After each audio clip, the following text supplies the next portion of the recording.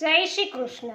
84 વૈષ્ણવોની વાર્તા, વૈષ્ણવ 13મા અને વાર્તા પણ 13મી। ગજ્જન ધાવણ ક્ષત્રિય છે અને આગ્રાના રહેવાસી છે, એમની વાર્તા કહીએ છીએ। વૈષ્ણવો, આ ગજ્જન ધાવણ છે એ તો પરમ કૃપા પાત્ર ભગવદીય છે અને તેમના માથે શ્રી નવનીત પ્રિયાજી બિરાજે છે। તેઓ નવનીત પ્રિયાજીની સેવા ખૂબ જ રૂઢી રીતે કરે છે અને નવનીત પ્રિયાજી પણ તેમના પર ખૂબ જ પ્રસન્ન રહે છે।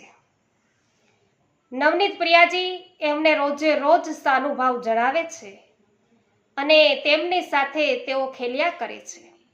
પ્રભુ આ ગજ્જન ધાવણ સાથે ખેલે છે। કેવા કૃપાપાત્ર છે વૈષ્ણવો! તો ખેલ ખેલવામાં તો કેવા કેવા નવા નવા ખેલો છે એની સાથે કરે છે। ગજ્જન ધાવણને ક્યારેક ક્યારેક નવનીત પ્રિયાજી છે એ ઘોડો બનાવે, ક્યારેક હાથી બનાવે, ક્યારેક ગાય બનાવે અને ક્યારેક ક્યારેક તો એને વાછડું પણ બનાવે। જ્યારે ગજ્જન ધાવણને એમ કે તમે ગાય બનો, ત્યારે ગજ્જન ધાવણ ગાય બની જાય એટલે પોતાના પિતાંબરથી એનું મુખ છે ગાયનું એ લૂછે અને જ્યારે એમ કહે કે તમે વાછરડું બનો, ત્યારે ગજ્જન ધાવણ વાછડું પણ બને અને ત્યારે એવા જકડીને એને પકડી રાખે કે આગળ ન જવા દે। અને જ્યારે ઘોડો બનવાનું કહે ત્યારે એમના પીઠ ઉપર ઠાકોરજી છે એ સવાર થઈ જાય અને જ્યારે હાથી છે એ ગજ્જન ધાવણ બને એટલે એમના સ્કંધ ઉપર, તેમના ખભા ઉપર છે એ પ્રભુ બિરાજમાન થઈ જાય। આવો ખેલ છે એ પ્રભુ નિત્ય આ ગજ્જન ધાવણ સાથે ખેલે, એની સાથે ખૂબ રમે, જે કાંઈ જોઈએ એ માગી માગીને ખાય, જે જોઈએ માગી લે અને આમ નવા નવા ખેલો છે પ્રભુ સાથે કરતા કરતા તો ગજ્જન ધાવણના ઘૂંટણ છે ને વૈષ્ણવો એ પણ ઘસાઈ ગયા। એવી કૃપા છે એ ઠાકોરજીએ કરી। અને એક વખત ઠાકોરજી એમ કહે છે કે અમને જ્યાં શ્રી મહાપ્રભુજી બિરાજે છે ને ત્યાં લઈ જાઓ। એટલે ત્યારે મહાપ્રભુજી છે જ્યાં બિરાજે છે ત્યાં ઠાકોરજી પોતાના નવનીત પ્રિયાજી છે એમને લઈ અને ગજ્જન ધાવણ ત્યાં જાય છે અને જઈ અને મહાપ્રભુજીને દંડવત કરે છે અને કહે છે કે નવનીત પ્રિયાજી પધાર્યા છે। એટલે મહાપ્રભુજી પણ ખૂબ જ પ્રસન્ન થાય છે અને જેટલી પણ એમનાથી સેવા થાય છે નવનીત પ્રિયાજીની, જેટલું પણ સન્માન થાય છે એટલું કરે છે વૈષ્ણવો અને રાજભોગ પણ ધરાવે છે નવનીત પ્રિયાજીને।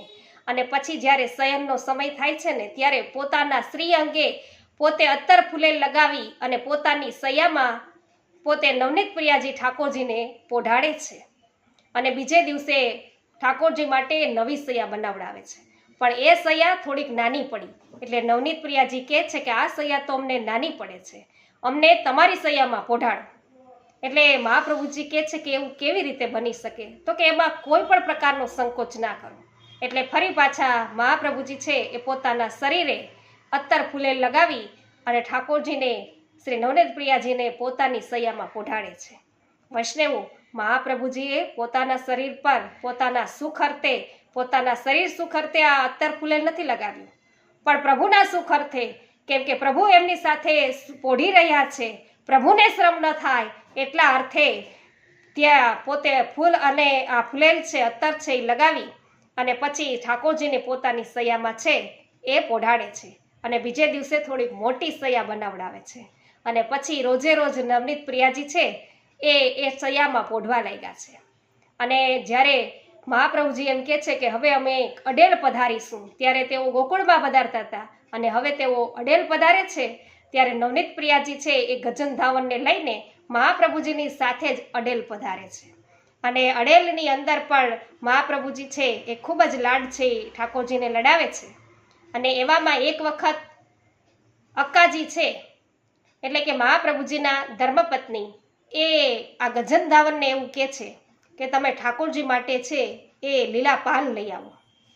હવે ગજ્જન ધાવણ છે અક્કાજીની આજ્ઞા થઈ એટલે કહી નથી શકતા એવું કે ઠાકોરજી તો મારી સાથે હળી ગયા છે, મારા વગર એક ક્ષણ પણ રહેતા નથી, હું પણ ઠાકોરજી વગર એક ક્ષણવાર રહેતો નથી, એવું કહી નથી શકતા અને આજ્ઞાનું પાલન કરવા અર્થે તેઓ પાન લેવા જાય છે।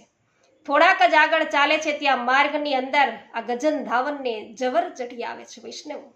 શું કામે કે ઠાકોરજી વગર એક ક્ષણ પણ રહી નથી શકતા, શ્રીમુખ ઠાકોરજીનું નિહાળ્યું નહીં, દૂર થયા ઠાકોરજીથી, જબર ચઢી આવ્યો અને મૂર્છા આવી અને તેઓ છે ત્યાં જ માર્ગમાં પડી ગયા છે.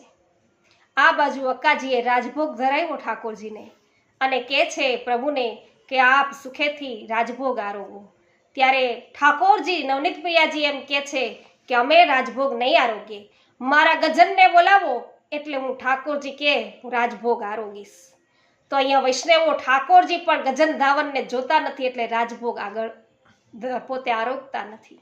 એટલે અક્કાજી છે એ સેવકોને મોકલે છે કે જાઓ ગજન ધાવન છે જ્યાં પણ હોય ત્યાંથી લઈ આવો. અને સેવકો દોડે છે ગજન ધાવનને લેવા અને જ્યાં જાય છે ત્યાં તો માર્ગમાં જુએ છે તો ગજન ધાવનને જબર ચડી આવ્યો છે, માર્ગમાં પડ્યા છે ત્યાંથી ઉઠાવી અને એમને લઈ આવે છે. અને ગજન ધાવન છે તુરત જ મંદિરમાં પ્રવેશે અને જવર છે બધો જ ઉતરી જાય છે. જેવા મંદિરમાં પ્રવેશ્યા ઠાકોરજીને જોયા એટલે એમનો જવર છે એ ઉતરી ગયો અને ઠાકોરજી પણ પ્રસન્નતાથી રાજભોગ આરોગ્યા. વૈષ્ણવો આટલા નવનીત પ્રિયાજી છે એ ગજન ધાવન સાથે હળી ગયા છે, આટલી કૃપા કરાવી રહ્યા છે એના પર. વૈષ્ણવો આ ગજન ધાવન કેવા કૃપા પાત્ર વૈષ્ણવ કે જરા વાર પણ જ્યાં ઠાકોરજીને જોયા નહીં ત્યાં એને જબર ચડી આવ્યું. આવા કૃપા પાત્ર એવા મહાપ્રભુજીના સેવક ગજન ધાવન છે 13મા થઈ ગયા, એની વાર્તા ક્યાં લગી કહીએ.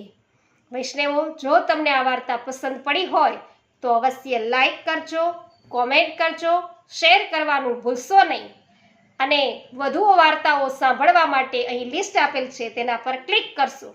જય શ્રી કૃષ્ણ.